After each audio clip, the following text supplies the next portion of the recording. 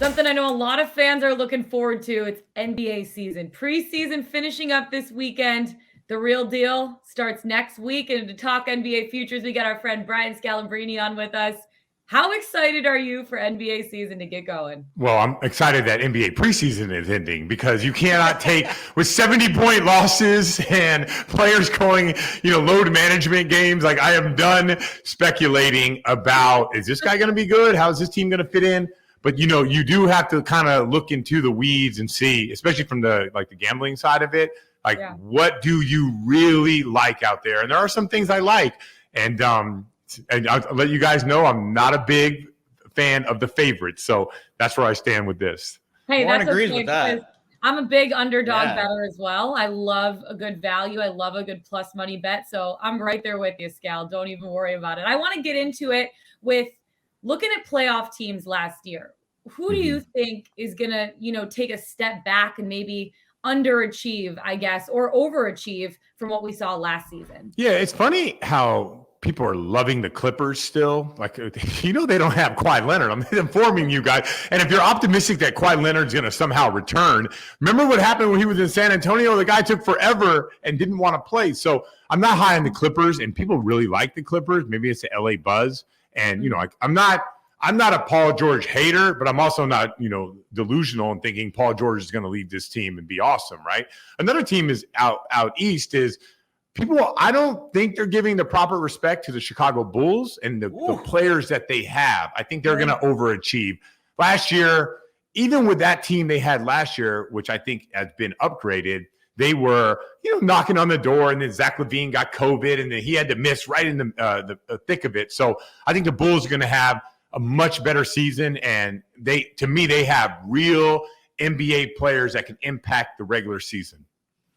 Scout, it looks like Kings are another team on your list. I'll mention this, though, before we get going. Clippers, 45.5 on that win total. So you would say under on the Clippers? Yeah, I would say under on the Clippers. No Kawhi Leonard. It gets awfully tough, to go through those games with Paul George having to be at that high level every single day. So I would say under. But the West is going to be a lot better than people think. People are kind of down on the West right now.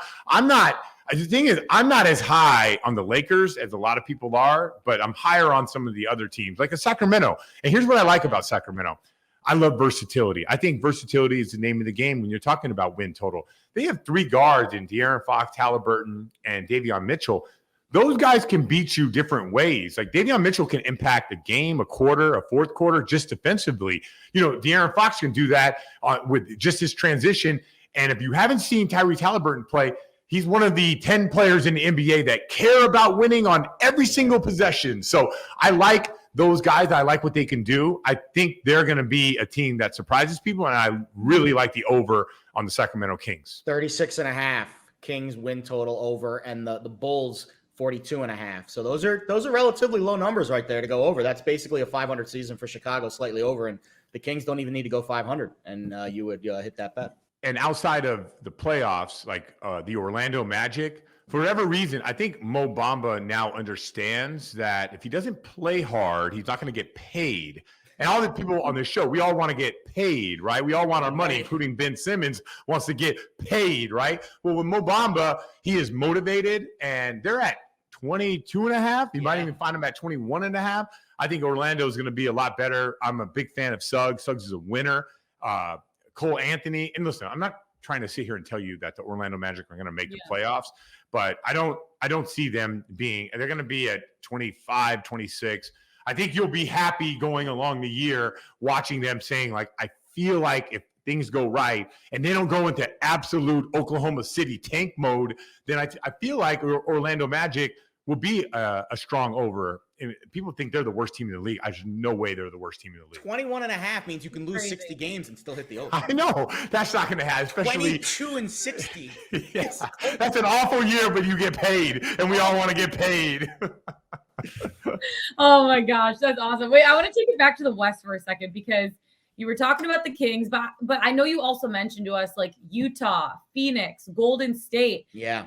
In terms of conference winners, first of all, do you like the conference market better than the finals market? And then what teams kind of stand out to you, especially on the West? it's very difficult to win a championship, right? Because you can go through and you always see like there's top 5 players on teams. It's very difficult. Like going back, Kevin Durant is the best player in the NBA. His toe was on the line. They lost because James Harden couldn't move and Kyrie was out, right? So like the best players usually win it. Go back in the bubble, Miami. Like at one time, you could have got great value for Miami to make it.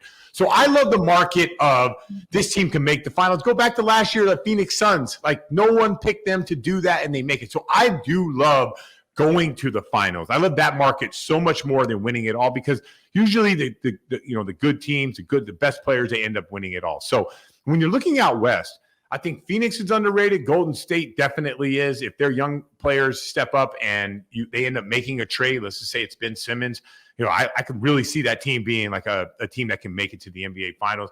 You got Utah, which faltered last year. They have everything you would need to win the West. They have defense. They had a bad matchup. If it wasn't for Terrence Mann on the perimeter, that was like destroying Rudy Gobert, the defensive player of the year. Like who can imagine that? They probably would have won that series. I like Denver. If Jamal Murray comes back. I mean, they must be seeing something with Michael Porter Jr. They gave him $200 million and they're watching him play pickup every day. He must be heading in a direction, or like no way they're paying him that amount of money, or no way he's asking for that amount of money. So I think there's a lot of value in those teams. Like I'm not super high on the Lakers, but they have the best players. They have LeBron and AD, and you throw Westbrook in there, and the best version of them probably ends up. But I really like those other bets, to kind of create an upset in the West. Yeah, the West right now, Golden State. So the Lakers are 2-1 to win the West. Then you've got Golden State at plus 550. These are on FanDuel. Lakers plus 195. Warriors plus 550. Clippers plus 550. Then you see a little bit of a separation. Jazz, Suns, Nuggets. You see the Jazz at plus 650. Suns at plus 850, Nuggets at 10-1.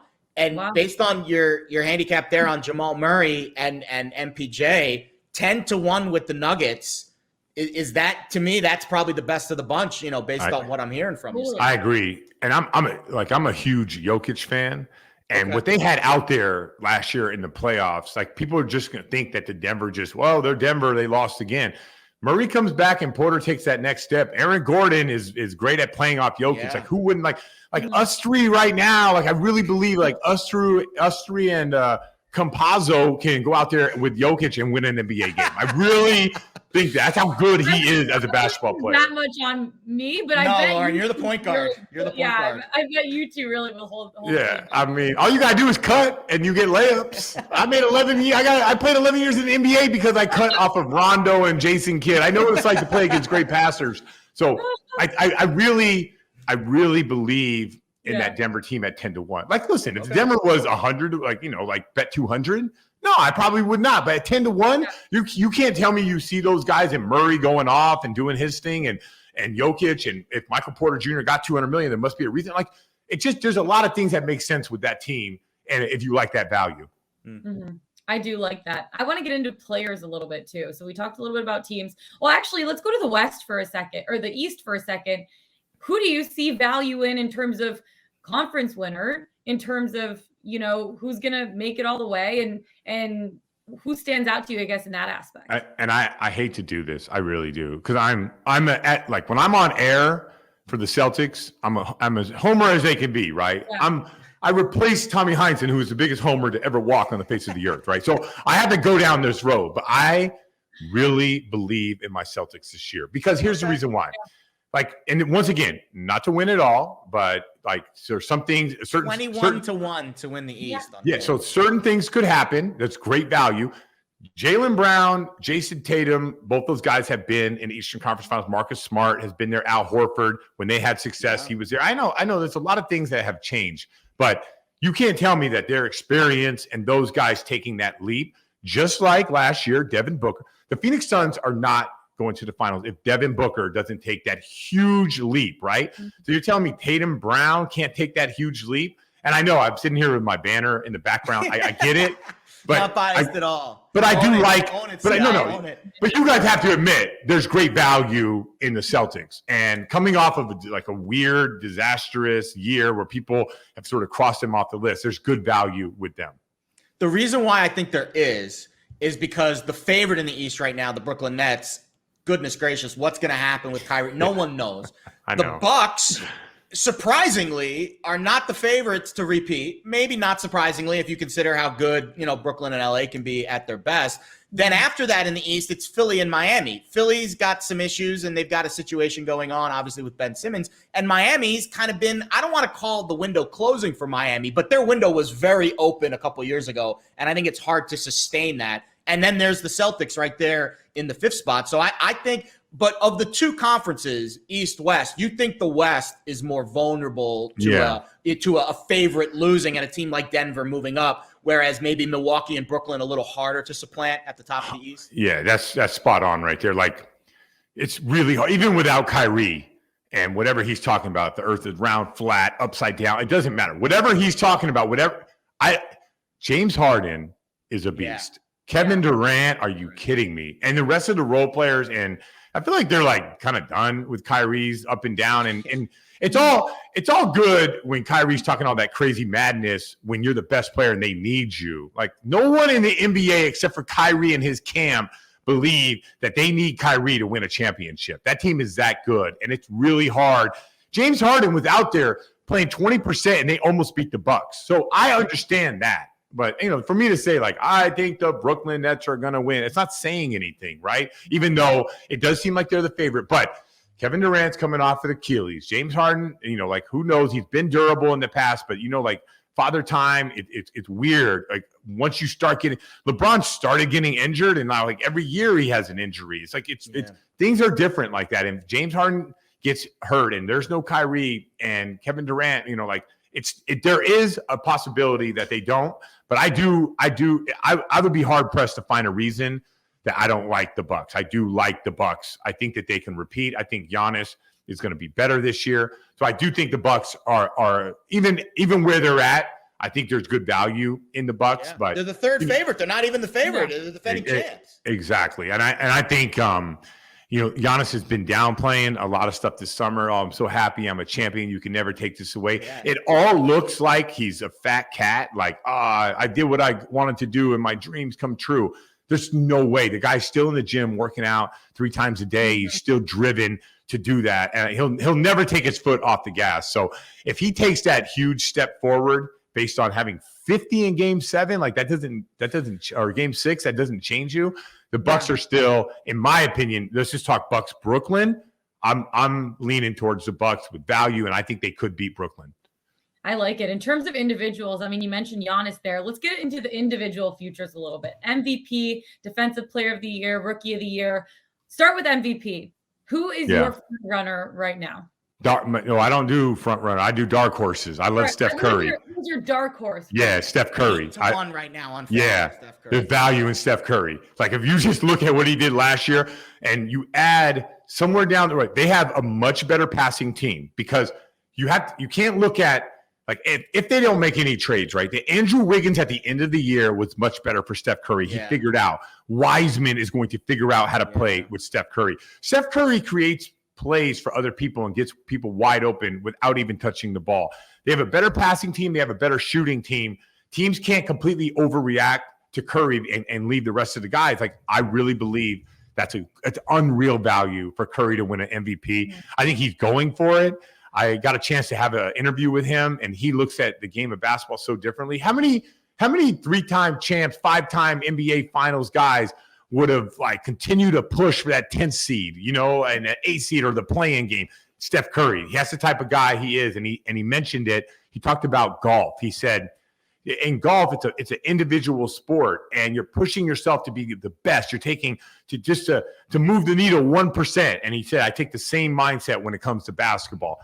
There's the team aspect which I'm trying to win, but there's also the individual aspect where I'm trying to continue to be better than I was the game before, the year before, or 5 years ago. So I think he's a big-time dark horse to win the MVP. Just get a little bit better every single day. What about Defensive Player of the Year? I think people are going to give Joel Embiid the sympathy vote. I know Rudy Gobert gets a lot of credit for his defense, but Joel Embiid in the numbers is let me say it this way. The Philadelphia 76ers have the best restricted area defense in the NBA. A lot of it is there's been Simmons. He might not play. Matisse Thybulle is part of that. But Embiid is a force in the paint. And Embiid's leadership, from what I know from talking to all the people in Philly, he's like the guy who ordered Oreo cookie shakes and was crying after that Kawhi Leonard shot in Toronto. That was a long time ago. This Embiid is going to be a different Embiid. Yeah. So I think he'll win Defensive Player of the Year. Now I want to go get an Oreo cookie shake. I know, but we don't have to play. We don't have to play Toronto. I don't have to worry about the same dietary restrictions as Mr. Embiid. Rookie of the Year, 6 out of the last 7 years, it has been a top 3 pick. The one non-top 3 pick was Malcolm Brogdon. Kudos to the Bucks for drafting him, right? That would be good news for Green and Cunningham and Mobley. But is there a guy on this list maybe that isn't a top 3 pick that you could see making a run at Rookie of the Year? It's always a fascinating market. Yeah, it really is, because like the Malcolm Brogdon they valued winning that year. I felt like last year they valued winning. Other times they valued stats. So like I think like I'm going to take Cade Cunningham out of this right now personally. Yeah. Like to me, it looks like Jalen Green. He's not the favorite. Green is the favorite at plus 210. Cunningham 3-1. Yeah, so I don't think the Houston Rockets are going to be as bad as they were last year. I think they obviously had to tank because they didn't want their pick to go to Oklahoma City. I don't think they'll be as bad as they were last year. So, but I think Jalen Green and the way that they play is going to really, like his stats are going to be good, and you can make the argument that he's going to impact winning to a certain extent. I think the best player, in my opinion, is Cade Cunningham.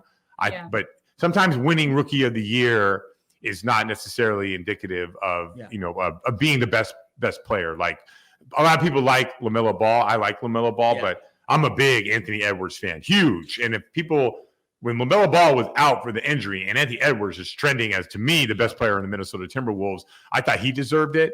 But LaMelo Ball had a lot of hype, and he had a really good start to the season. So all that stuff comes into play. But normally I don't like picking, like the favorites in there. That's the top of the market there, Scal. I know, but I don't see a world where the Houston Rockets don't play any defense. They don't care about defense. I don't see a world where Jalen Green, unless he gets hurt, where he doesn't average like 19 points a game. He's just like a dynamic offensive player.